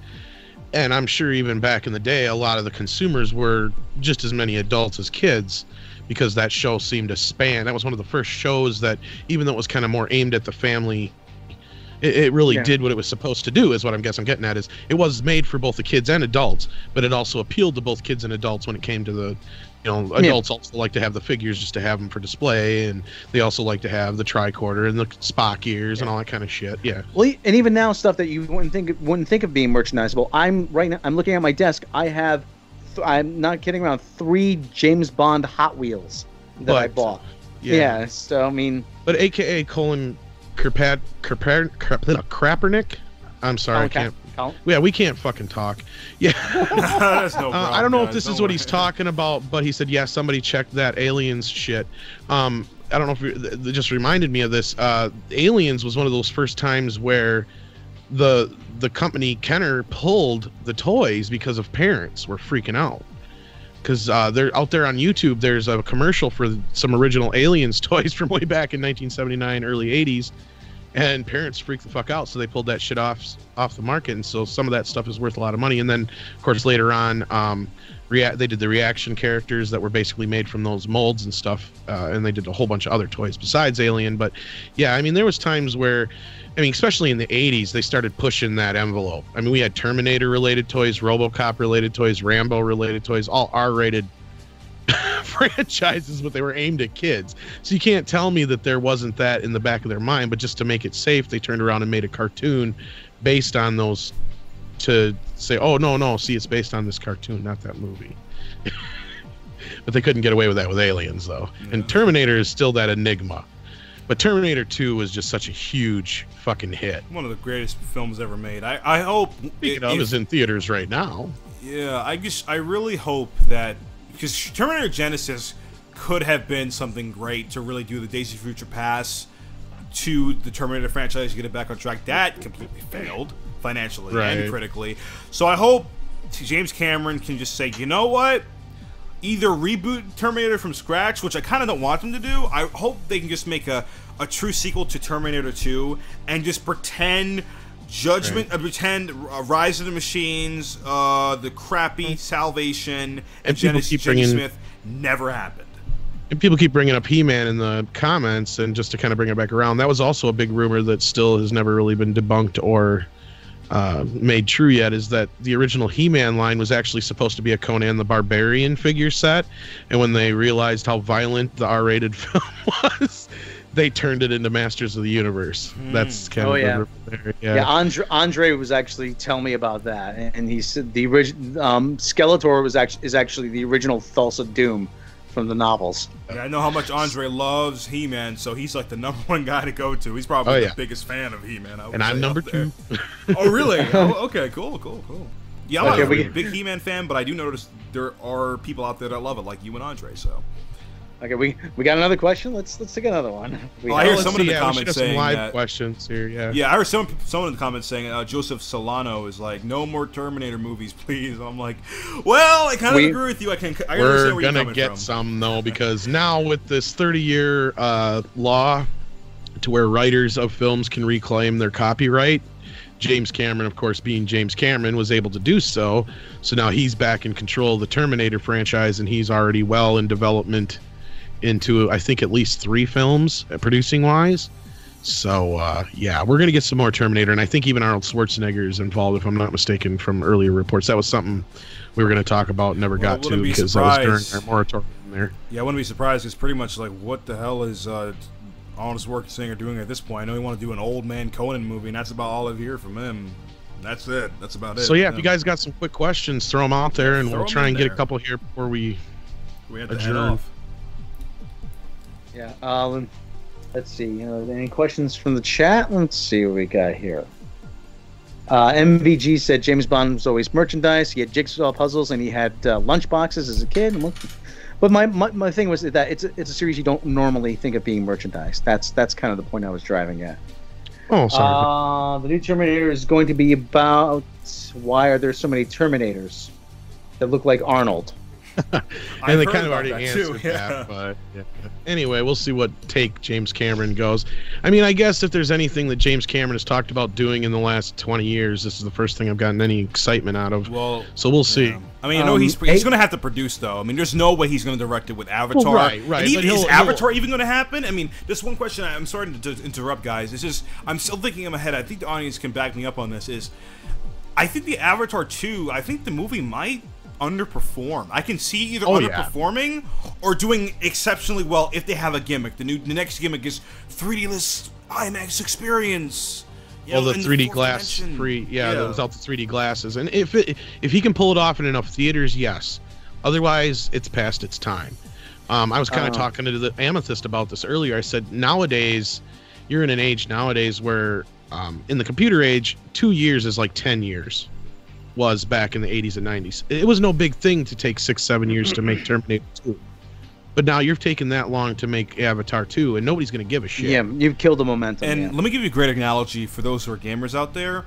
There was a time where the Nintendo Wii was a powerhouse in the gaming industry, where everyone, not just gamers, your family, your brother, your sister, your cousin, your aunt, everyone wanted a Wii because it was a true family system. And I mean, that's what Nintendo was known for, making people smile. And the reason why, at that time, it took advantage of the new motion control phase. And then you saw Sony and Microsoft try to copy with the Kinect and the PlayStation Move, respectively. Of course, those failed because they were derivatives of the Wii system and the motion controls. But the point I'm driving home is that 2009 was the year that 3D was just making a resurgence, and it was really, James Cameron was a genius on capitalizing on that to really get it to that 2 billion mark. But now everyone's used to 3D now, so what's the new gimmick? Again, if they can do 3D-less experience, that could potentially work, but at the same time, people are used to IMAX now. What's the incentive? There's no real motive anymore other than the quality of the film itself. And even then, we see films that have great quality, and they do okay at the box office, but not great. So I'm really curious to see how it's going to turn out. Well, I think that's what a big part of this Terminator 2 release this weekend is, which I'm hoping to catch tomorrow in 3D, so I'll let you guys know what I think of that. So anyway, is there any more questions, or did Rob have anything to say? Or? Marty McFly asks, is there any chance of doing any video game news? We will try to work in some more video game news as we may try to get some correspondents, who are more knowledgeable than this. Well, like Beyond is, of course, but he has his own channel. But I'm sure, that's something that's going to be coming up in the future. We hope to kind of branch out into more television and music and video games and stuff. Well, that's probably like phase 2 or 3 down the line. We start having more channels that we can really expand the Midnight's Edge brand. So look forward to that, though. We're definitely on the table, though, for sure. Yeah, but this has to work first, guys, so make this work. Joseph Solano want to know what's our favorite comic book movie of the year so far. Mine's Homecoming, Spider-Man Homecoming. What are you guys' favorite comic book movie of the year so far? Hands down. Guardians of the Galaxy 2. Yeah, I agree with Tom on your pick, Tom. For me, it's a tie between Guardians and Homecoming. Logan was high. There was No, this you actually, you know what? No, Logan's one pretty fucking high. thing. Now that you One mention it. fucking thing in Logan I didn't like, and that was the Logan clone. But other than that, I love the film. Yeah, so Logan's otherwise, that would have been pretty number one. freaking great. Johnny Undaunted, any chance of Neil Blomkamp's Alien sequel being made now that Covenant is considered a critical flop? Yeah, Actually, but not by him. Yeah, actually, yeah, that's exactly. We do have an Alien Covenant mini documentary coming up. Hopefully soon, right? Beyond. Hopefully Yeah, hopefully soon, soon. yeah. Yeah, I'm gonna give you guys a little. Andre knows about this too, so it's no big deal. It's been a nightmare to edit this thing just because it's been kind of weird the way it was kind of structured. So basically, what I'm doing is that I found a really good way to kind of condense the information without making it seem like a butcher job. So you guys are gonna get the full Alien experience for those who are really clamoring for it, but you're gonna get it in a very nice, tight, I would say about maybe 15 to 17 minute video. So it's gonna be pretty long, but at the same time it's not gonna be too long, so it doesn't drown itself out. Because again, our biggest video to date was Spider-Man: Homecoming. There was a lot of ground we covered there, but I think with the Alien film, I think I found a really good middle ground between efficiency, but also we've been working on it for some time. Yeah. Right. So and also giving you guys the quality what you guys want. So look forward to that soon. It should be coming out not too much longer from now. So and that's a little behind the scenes on Midnight's Edge, which if you happen to go on Patreon, you can if you donate up to I think $9, you get to start to hear the history of Midnight's Edge told by Andre himself. It's almost like a book on tape. It's really cool. Okay. All right. Let's take one more question. Right. Okay. So what do we got here? Actually, Shuyungo the Dragon. Why is anime so hard to adapt? I can answer that question for you. Because because animation is not bound by the laws of reality. Right. And I think we kind of touched on this before, and I said it where the problem we're trying to do a live action anime is you kind of lose the whole point. Because like you said, the whole your animation isn't bound, and to do like a live action anime is almost impossible. Well, from somebody who is an avid anime fan, it's completely possible. Anything is possible. I mean, we have comic book films. I mean, that doesn't bound the laws of reality in any way. But then it becomes an adaptation, though. It's still not the same thing. It's like taking it to a different... Right. And I understand people's argument there, but anime films absolutely 100% can work. It's just you have to do it correctly. I mean, the recent Ghost in the Shell is a great example where you had the aesthetic. I mean, Ghost in the Shell is a lot easier because it's one of those things where it's basically like a Blade Runner-esque type film, talking about philosophy and the human condition and all that stuff, and it could have worked because it became style over substance, which all movies, regardless of the source material, suffer from, is not being able to transfer a certain vision or story or theme well to the screen, so they hide behind visual fidelity and flair and CGI. Now, again, and I think I was just going to say the only way you're going to be able to do it, I think, is if you did it completely CGI, as a completely animated film, but it's photorealistic animation, but it still contains the same rules and design. But yeah, I mean, anyway, I can respect that opinion, Tom, but I think you can do live action. That's just more of a neutral thing. Yeah, right. Yeah, I respect that from that standpoint. But for me, I think you can easily do live action anime. It's just like you just need to do it right. I mean, there's plenty of animes. I mean, for me, one of my things I would love to see is a Neon Genesis Evangelion film. That's basically a film about mecha, and it under the whole mecha fighting angels thing, giant monsters, kind of like you see with Godzilla. Underneath that, it's this really deep, touching story of the character, the human race, and all that stuff. But again, it could work. It's basically I was going to say, Rob wants to say something, and then I was going to explain what I mean. What we should be saying is that not that it's impossible to adapt. It hasn't been done yet. It hasn't been done right. Okay. Well, yeah. Well, here's my point, and I'm trying to make, I guess, and this will make my point make more sense. Okay, it's more of a style that inspires a movie, not is being able to be exactly adapted into a movie. Blade Runner is obviously inspired by anime. Get what I'm saying? So you could do a film in that sense, but until you actually do a truly animated film that is, because that's what the word means, I guess, for lack of a better way, in a blunt way of putting it, I guess. I don't know. That's where I'm coming from. Do you get what I'm saying? Or are you talking about something like what we saw with Final Fantasy, which was like an anime film like that? Kinda. Is that what you're saying? Well, okay, that makes sense. That's directly anime because it's still animated. Yeah, it's animated. But see, like I said, like when you look at something like, okay, Blade Runner is very influenced by anime, But that's the thing, is like it's a style that influences. Movies are influenced by comic books. Movies are influenced by, but they're still. I guess maybe Like- my point is Like the Matrix is, the Matrix is inspired by. Yeah. Okay, so I think, Okay. Tom, what you're saying is you're talking about a movie that is anime, not anime, live action anime, just an anime film itself. Well, because doesn't the word anime basically mean animation? Right, it does, right. So that's okay, because from my standpoint, because we're talking about movies, I was thinking about, okay, like live action adaptations, which is kind of a misnomer, like what we saw with Ghost in the Shell. You're still stuck with that problem. Is you could do an adaptation of the story, but to actually be able to adapt that aesthetic is very difficult, I guess, is what I'm getting to. And that's, Okay. I don't know if that's what the question is asking, but not to take it way off.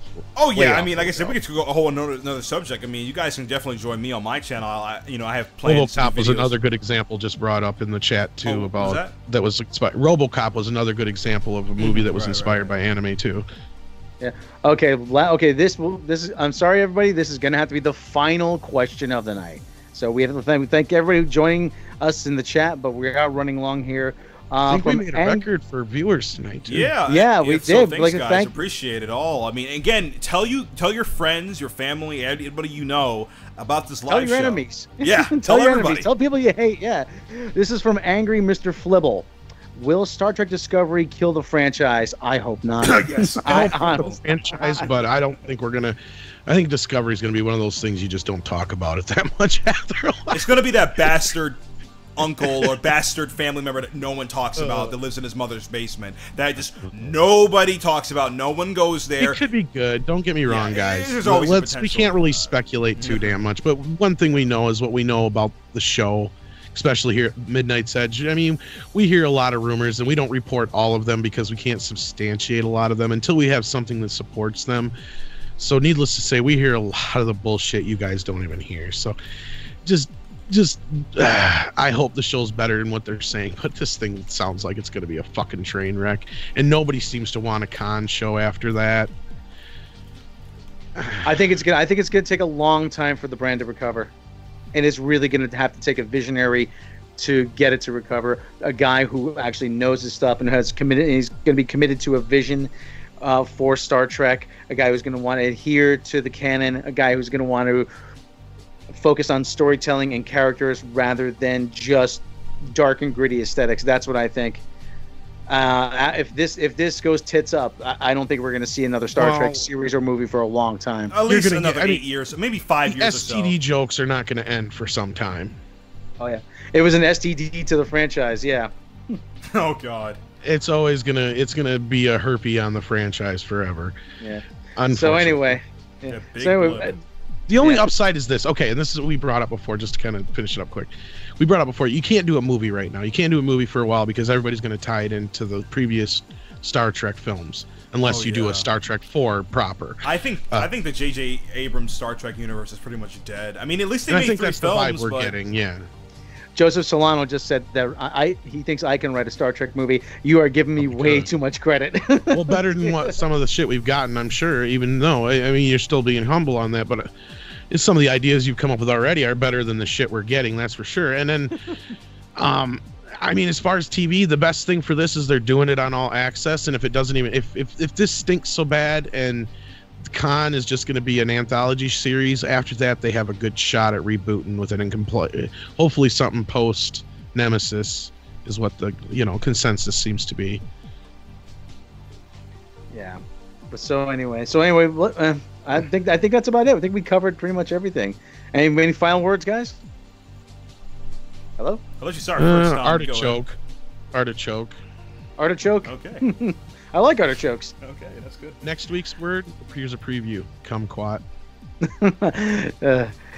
Today's show brought to you by Sausage and Peppers. If you want a good sub, go to Subway, order sausage and peppers, and buy the letter Q. We'd like to thank our fellow compatriots, Tom from Radioactive Cheese Studios, from BEyondDaBliz from the surface of the moon. Hey guys, it's great to be here once again, and check you guys out next week on Monday for another Midnight's Edge After Dark Live. Yes. And I will have more details about my appearance on the Red Shirt podcast. Stay tuned for that. We'd like to thank everybody in the chat. We'd like to thank everybody for tuning in. We can't do this without you. So until next, so much, guys. Yeah, and thank you for your questions. Until next time, we will catch you on the flip side. And again, let everyone know so we can get this up, because one of the goals I really want us to have is to hit 1,000 viewers in one live show, and we're gonna get there with your guys' help. So tell everyone you know about our live show, because it's only gonna get better, as you know. And donate to Patreon. Give us more money. We need more money. If you want us to give us better videos, give us more money. If you want that hot alien audio, donate to Patreon, and you will get the full audio exclusive. You can hear the life drain out of me. The full alien documentary experience. That's the only place you'll be able to hear it. Yes, I mean, we have all kinds of tiers for Patreon, so please, if you like the show, if you like what we do, donate to Patreon, and we can make the show better by investing. Yes, it helps us get equipment. It helps us, helps us bandwidth. It helps us with a lot of things. We need speech therapists because we can't pronounce anybody's name. Oh yeah, we can't pronounce anything. We keep slurring our words, and I need that bottle of Jameson whiskey on my. He's got a. Or maybe I also wanted that new car. He's been meaning to start an alcohol habit. You know, yes. Yes, you don't know how horrible it is, me not having any addictions. So I've been working on that. So he's trying real hard. So okay, people, I think that's about it. We've begged, we've pleaded, and I think it's time to go. Yes, we've done our jobs. Thanks. Thank you very much, and we'll catch you next time.